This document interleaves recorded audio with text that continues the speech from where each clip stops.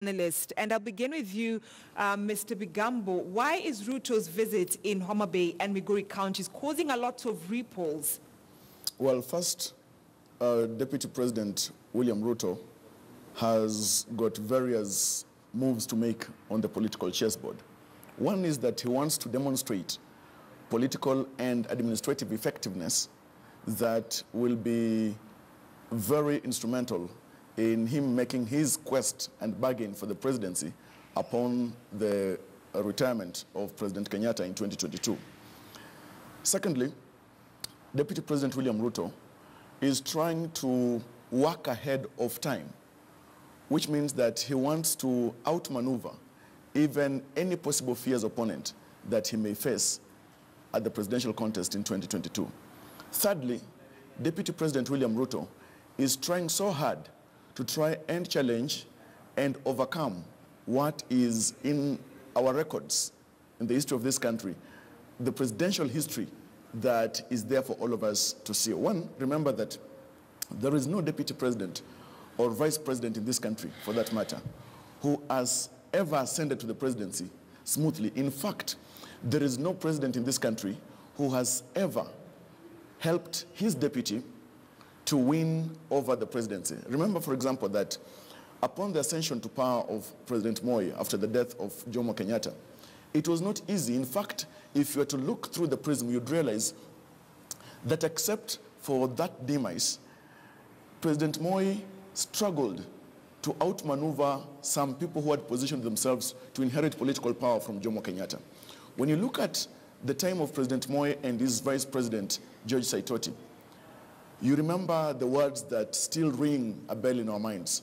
Urafiki na uongozi ni tofauti, when he was choosing his apparent heir, Uhuru Kenyatta, and sidestepping or trying to push aside his vice president at the time, George Saitoti. Then look at the time of Mwai Kibaki. Mwai Kibaki had Kalonzo Musyoka as his vice president and Raila Odinga as his prime minister. He never supported any of them. Neither did he channel even the goodwill that he had and the political capital that he had to either side to inherit his political mantle. It tells you true, then going by that by way of deductive reasoning, it is possible, unless other factors are put into place, it may not also be very easy for William Ruto to inherit directly the political estate and the goodwill of Uhuru Kenyatta and then have William Ruto ascend to the presidency. Then it means that William Ruto is trying to, one, challenge that history. Secondly, to show that he's the man in the arena and that he's the man to beat.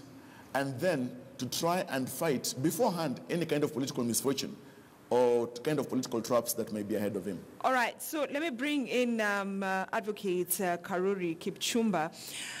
Was it necessary for the Deputy President to inform or rather invite some of the ODM leaders from the Nyanza region, because the argument was they didn't attend because they were not invited? And they're also arguing that from that story that had been filed by our political affairs reporter, Chris Sairu, that some of the development projects that the Deputy President had gone to launch can be done by the cabinet secretaries in charge.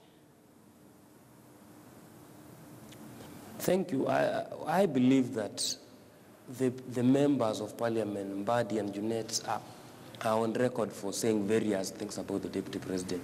I think even if the Deputy President was to invite them, they will not have turned up. So the answer was already in the public, because on various public occasions, they have had dissenting views about what they think about the Deputy President. And therefore, for them to turn around and ask questions, that was expected. But again, we ask ourselves, we have seen nationally, wherever the Deputy President goes, there are various leaders who normally come there to identify themselves with the projects. But again, we need to ask ourselves, was this a political project, or was this a political visit or an economic visit? For me, I take it as a development visit where the Deputy President was going there in his capacity as the Deputy President and not in his capacity as a candidate for 2022. Therefore, these two must be understood in their own independent ways. The other thing is this: when you discuss politics, William Ruto went to Nyanza knowing very well that we are operating under the realm of the handshake. And the ODM legislators must understand that whereas the handshake came with peace and everything, they must take the Uhuru-Ruto duo as one unit. You cannot embrace Uhuru Kenyatta under the handshake and fight William Ruto.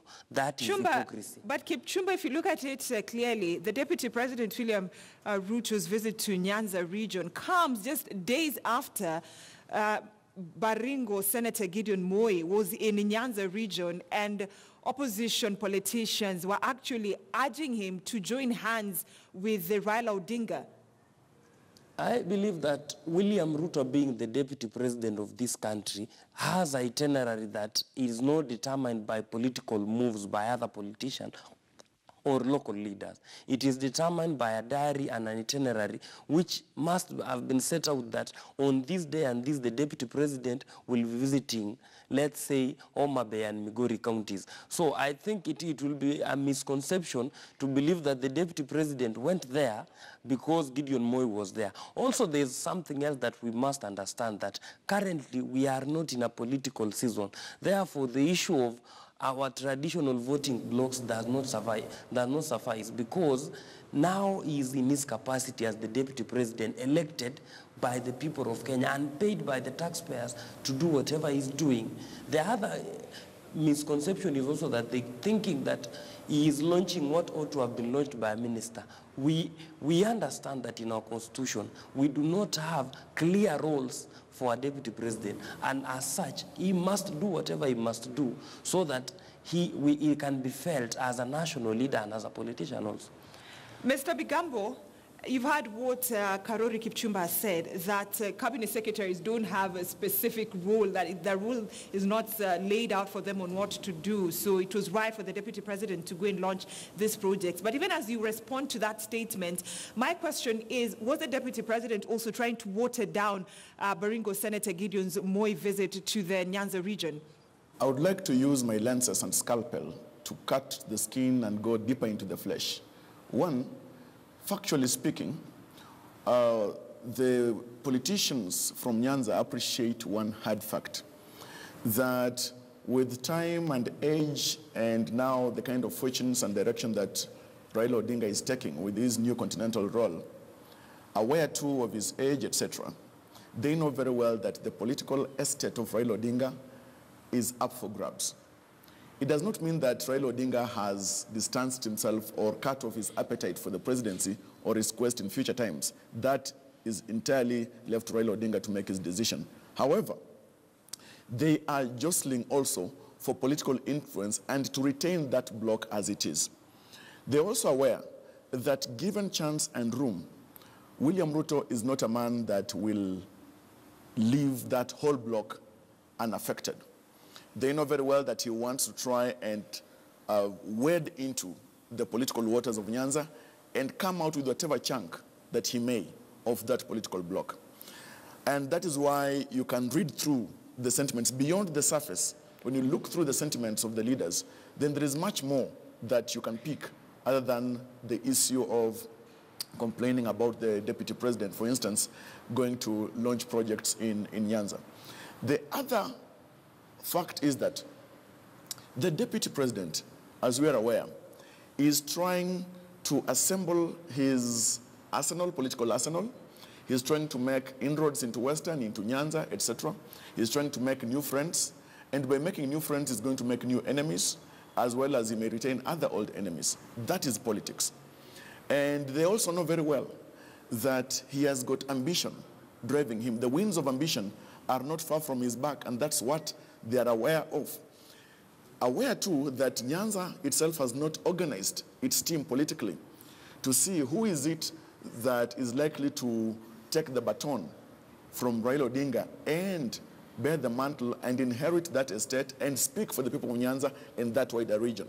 You can see what William Ruto has done in Western, etc., his own forays into Central. But now in comparison with, say, Baringo Senator Gideon Moi, you realize that Senator Moi went there ahead of the deputy president. But the kind of limelight and effect that this has had you look at it in twofold. One, Nyanza leaders to be receptive to Gideon Moi as opposed to William Ruto. And they know very well that given a chance, these two individuals may possibly face off because they have not been political friends for a very long time. William Ruto has been fighting Gideon Moi, and Gideon Moi has made sentiments in a manner to suggest his opposition to the leadership of William Ruto. So these are political nemesis already. It also demonstrates that Nyanza leaders are willing to make political partnerships, but with, say, Gideon Moi more easily than William Ruto, because also William Ruto is on record to have fiercely had a battle, a political battle, with his former friend Raila Odinga. All right. And because of that, you may find that they are more receptive to Gideon, who has not fought off Raila Odinga, than William Ruto. Okay, so Kipchumba, does it mean that the fact that this ODM leaders never attended Deputy President William Ruto's meeting in Nyanza region has any political effect on him, unlike when they attended Gideon Moi's rally? In terms of optics, yes, but in terms of shifting the political tectonic plates, I can't see, because one thing is it was expected. These are ODM battle-hardened lieutenants. You cannot expect them to be there to cheer on William Ruto, who they expect to be their competitor in the forthcoming election. Therefore, and for Gideon Moi, we understand. Politics has something, we say in politics is about domineering. And ODM and the NASA fraternity might be going towards Gideon because they know with Gideon there are things they can get away easily. And also when they have Gideon in their side, it's about national appeal as opposed to even bringing votes towards the table. But again, ODM and the NASA brigade know the kind of injury William Ruto can cause to their traditional voting blocks. Look at what happened in Bungoma County. Look at what William Ruto did in Coast and in the Kisii region. So I think they are trying to shed off that kind of threat. And so by doing Kipchumba, when you say that these ODM leaders are scared of the kind of injuries the DP can make in the Nyanza region politically, what do you mean? Because the people who are there are staunch Raila supporters. Before we went to the last general election, we were told and reminded time without number that Western Kenya was a bedrock of ODM. But when you go back to the history books 1 year ago, it shows that Jubilee, and courtesy of the trips that were made by William Ruto, they had significant number of presidential votes, and even in a county like Bungoma, they have 8 members of parliament, which means in the entire region, they got 8 members of parliament in the western region, which this was a loss to ODM. Go back to Kisii County.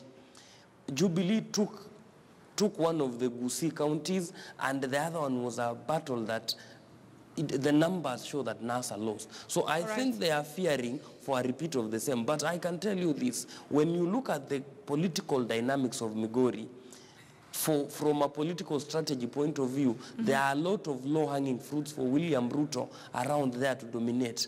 All the way from the Kuria County, Kuria sub-counties, and even to the urban Migori voters. Okay, so Mr. Bigambo, during that visit, the DP say that he's ready to work with the Honorable Raila Odinga.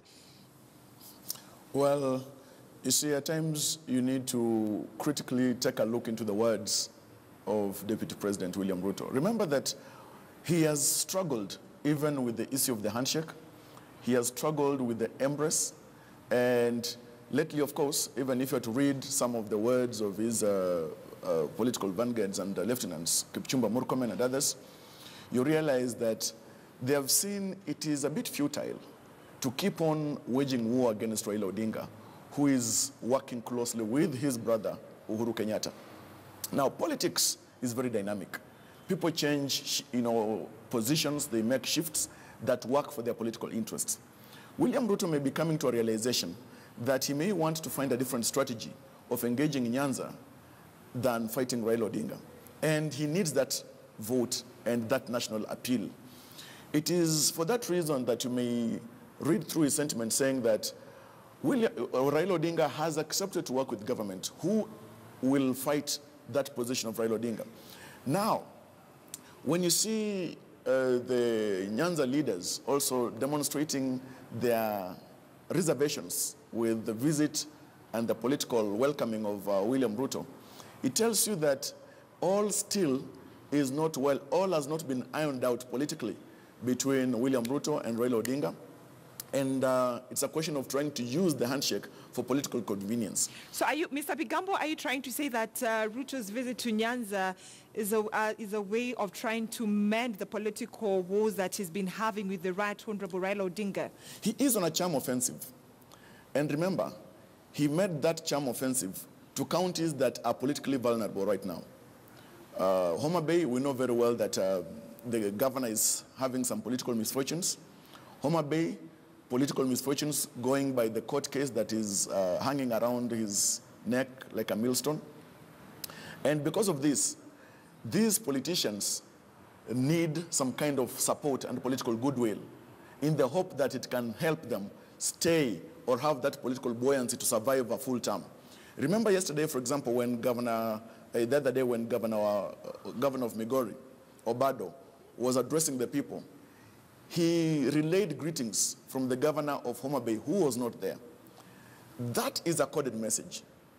Not that these leaders are not willing to work with ODM and Raila Odinga, but also you see that ODM and Raila Odinga has not come out fully in support of them, especially during these tricky times politically for them and the challenges they've been facing.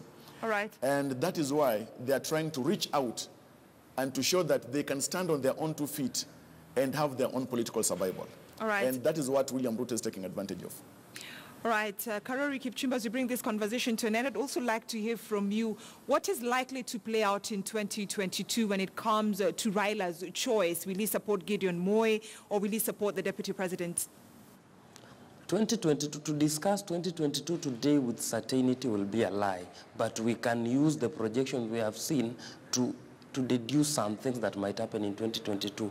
My take one will be this: Raila might go for the presidency. There are very strong indications that are showing that he will be on the ballot. But what my misgivings on the same earth is that if Raila Odinga will be on the ballot, I am not sure what he will do differently that he hasn't done in the last 5 times. All right. But the other point is this that we must take home. Raila will have a stake in the election if he pulls a tosha. All right, all right. Mr. Bigambo, your last parting shot in a minute. We are living in very interesting political times. And like it's always said, the best man, the man with the most critical plans will always carry the day.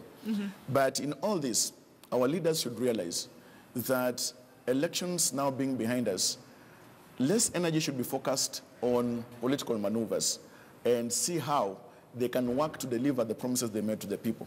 All right. The issue of stirring up political waters for no apparent reason or for political gain does not serve the interests of the progress of this country. Right, thank you so much, Javas Bigambo, governance expert, and Karori Kipchumba, who's an advocate, a political analyst, just trying to dissect for us the Deputy President William Ruto's visit to Nyanza region, just weeks after Baringo Senator Gideon Moi visited the area and got a lot of political support. Taking us to our second commercial break here on KTN News Center, but we still have a lot lined up for you.